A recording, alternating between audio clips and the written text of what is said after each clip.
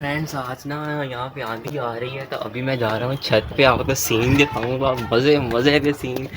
हवा हवा हवा, हर तरफ हवा। और हमारी छत पे ना इधर उधर से इतना गंद आता है बिकॉज हमारे पर्दे इतने बड़े नहीं हैं। और ये दीवारों की तरफ से इतनी धूल मिट्टी, इतना गंद आता है यहाँ से।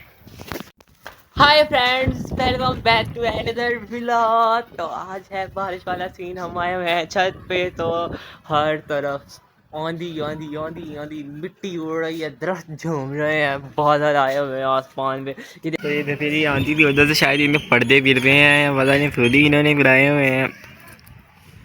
तो ये है वो गार्डन जिस पे मैंने मेहनत करनी है लेकिन मैं करते नहीं हूँ। ये मेरे होम प्लांट्स।